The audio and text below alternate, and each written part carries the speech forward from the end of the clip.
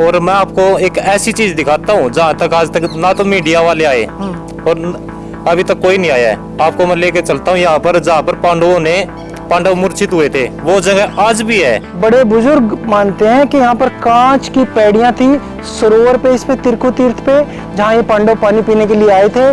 और यहाँ पर गुफा थी, हथियार भी थे ऐसा बताए जाते हैं। और 1947 में जब मारकाट हुई थी तो आसपास के कुछ जो मुस्लिम गांव थे उन्होंने इस जगह पर आकर कोशिश भी करी थी उन हथियारों को ढूंढने की, ऐसे भी बड़े बुजुर्ग बताते हैं। नमस्कार दोस्तों, मेरा नाम है पवन कुमार और आप देख रहे हैं आपका अपना चैनल राइजिंग रुद्रा टीवी। आज मैं आपको लेकर आया हूं भारत के हरियाणा राज्य के पानीपत जिले के एक गांव जिसका नाम है सीख। और आज मैं आपको दिखाऊंगा महाभारत का गेट नंबर 2 यानी कि द्वार नंबर 2। और आज साथ ही आपको दिखाऊंगा महाभारत का 5000 साल से एक पुराना योद्धा जो आज भी महाभारत के युद्ध की पहरेदारी कर रहा है और जिसको ये जिम्मेदारी सौंपी थी स्वयं भगवान कृष्ण ने।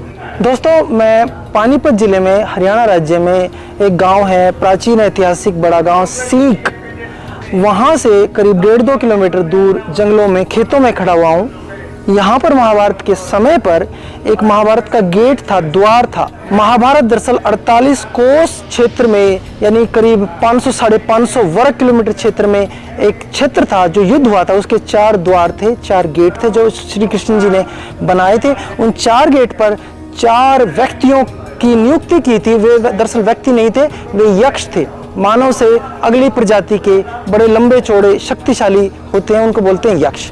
वहां पर आज मैं लेकर आ रहा हूं आपको। यहाँ पर एक यक्ष थे जो जिनका नाम था मच्छकृक यक्ष। ये गांव है सीख। यहाँ पर भगवान श्री कृष्ण ने एक यक्ष थे, उनको जिम्मेदारी दी कि ये गेट यहाँ पर महाभारत का युद्ध का है, इससे कोई अंदर तो आ सकता है युद्ध में, बाहर नहीं जा सकता, और जो बाहर जाएगा उसको ये यक्ष मार देगा। इसी कारण महाभारत के युद्ध में एक बार एंट्री हो सकती थी, एग्जिट नहीं, एग्जिट केवल मृत्यु थी। ये देखिए, महाभारत एवं पौराणिक साहित्य में कुरुक्षेत्र की सीमा के चारों कोनों पर 4 द्वारपाल यक्षों की उपस्थिति बताई गई है। मच्छकृक नामक यह यक्ष कुरुक्षेत्र की दक्षिण पूर्वी सीमा का द्वारपाल है। महाभारत के वन पर्व में इसका महत्व बताते हुए कहा गया है कि यहाँ एक रात्रि निवास करने से सहस्त्र गौओं के दान का फल मिलता है। और ये बात वर्णित है महाभारत वन पर्व 83वां अध्याय और 15वें और 16वें पृष्ठ पर। इससे पता लगता है कि यह स्थान कितना पवित्र है। यह स्थान महाभारत में इसका वर्णन है। और ये एक बार देखिए, ये कितने कद भी इनका कितना लंबा चौड़ा इस साइड से आप देखेंगे है। ये मानव से काफ़ी बड़े लंबे चौड़े ये होते थे।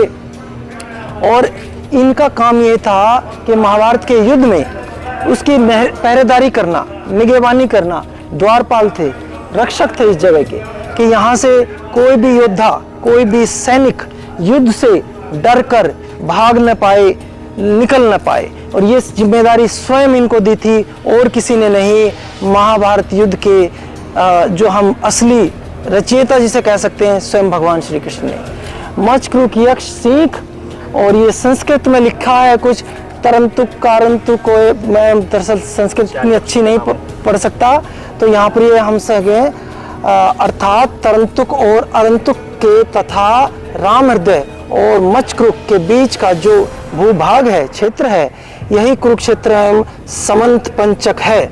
और इसे ब्रह्मा की उत्तर वेदी भी कहते हैं। और ये बात लिखी है महाभारत वन पर्व 83वां अध्याय 208 पृष्ठ। इससे पता लगता है इस जगह का वर्णन महाभारत के युद्ध में और महाभारत के बाद जो भी ग्रंथ लिखे गए हैं उनमें हमेशा से मिलता है। महाभारत का जो युद्ध आया था उसमें 4 द्वारपाल थे, 4 द्वार थे। उनमें से ये एक द्वार है, एक गेट है जो दक्षिण दिशा में है, 48 कोस की भूमि की, जिसके बीच में युद्ध हुआ था, जिसके बीच में युद्ध हुआ था पांडवों और कौरवों के बीच में।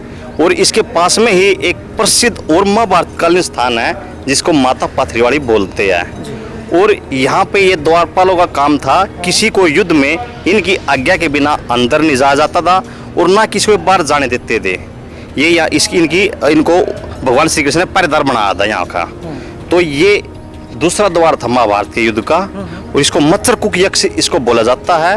और वामन पुराण और अनेकों पुराणों में इनका वर्णन मिलता है। महाभारत वन पर्व में भी इसका वर्णन है इस जगह का।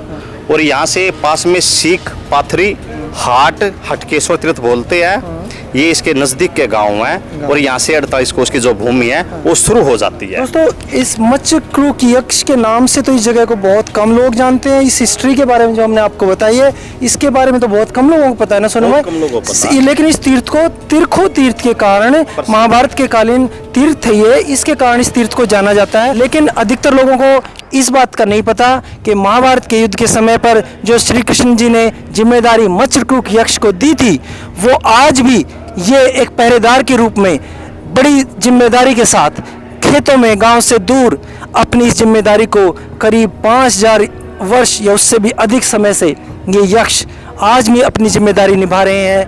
और मैं आपको एक ऐसी चीज दिखाता हूँ जहाँ तक आज तक ना तो मीडिया वाले आए और अभी तक कोई नहीं आया है। आपको मैं लेके चलता हूँ यहाँ पर जहाँ पर पांडव मूर्छित हुए थे, वो जगह आज भी है। और यक्ष ने कर दिया था। यक्ष ने उनके सवालों का जवाब नहीं दे पाए थे। हाँ। यहाँ पर वही सरोवर और जहाँ पर मूर्छित हुए थे वो जगह आज भी है इस साइड में। चलिए दोस्तों, आज वो जगह आपको दिखाते हैं।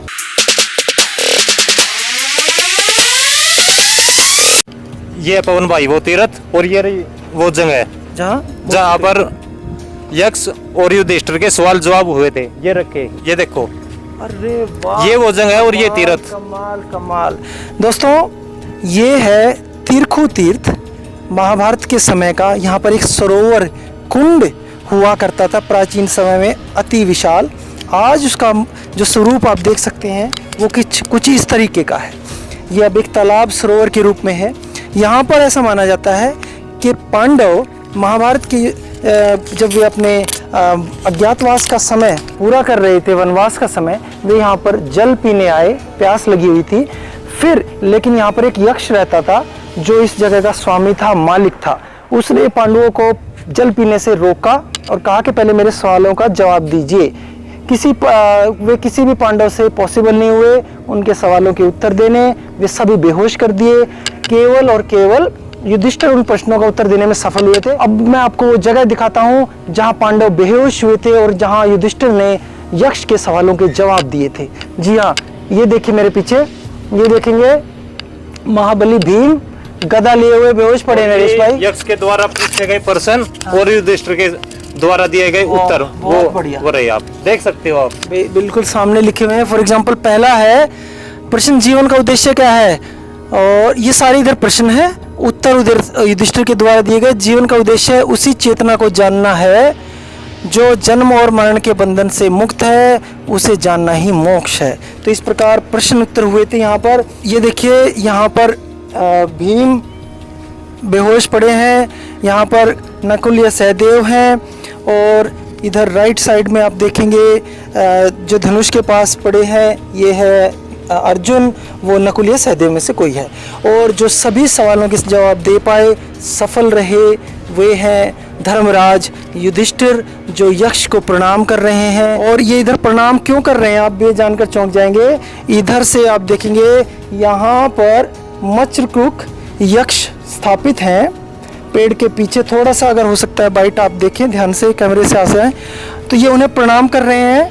और उनके सवालों के जवाब देने के बाद में जब क्षमा याचना कर रहे हैं, अपने भाइयों को पुनर्जीवन दान देने की प्रार्थना कर रहे हैं। पहले दो भाइयों के लिए इन्होंने मांग की थी, भाई मेरे नकुल और सहदेव को जीवा दीजिए, क्योंकि इनकी माद्री जो माता दूसरी थी कुंती से अलग, उसके पुत्र है नकुल सहदेव। तो इन्हें कहा कि एक मैं राजीवा कुंती का और दो मेरी माता माद्री राजेंगे पुत्र। लेकिन यक्ष महाराज ने इसके चारों पुत्रों को जीवित कर दिया था यहाँ पे, चारों भाइयों को ना। हरियाणा सरकार ने 48 कोस की भूमि के जितने भी हमारे प्राचीन स्थान थे उनके लिए 1-1 करोड़ रुपए हर तीर्थ के लिए भेजा है, हर स्थान के लिए भेजा है। इधर आइए। हाँ, और वहाँ पर भी जो पैसा लगा है ये उसी का नतीजा, ये उसी का सरकार द्वारा पैसा जो लगाया गया इसमें तिरखु तीर्थ पर।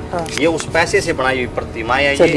ये दिखाती है उस समय का भाई किस तरह से यहाँ पे मूर्छित पड़े थे पांचों पांडव, और किस तरह से यहाँ युधिष्ठिर ने जो सवाल जवाब जो यक्ष के साथ हुए थे उनका किस तरह उन्होंने जवाब दिया था, और अपने जवाब देकर अपना उत्तर सही देकर अपने भाइयों के मौत के मुंह से निकाला था। देख लीजिए, लोगों की जानकारी के अभाव में यहाँ पर टूरिज़्म नाम मात्र का है। केवल आसपास के 2-4 गांवों को, जगहों को, लोगों को इस क्षेत्र के बारे में, इस घटना के बारे में पता है। अदरवाइज जो जैसे महाभारत कालीन जगह है और इतनी बड़ी घटना यहाँ हुई सोनू भाई, उस हिसाब से ना तो टूरिज्म हुआ, ना इस जगह का विकास हुआ।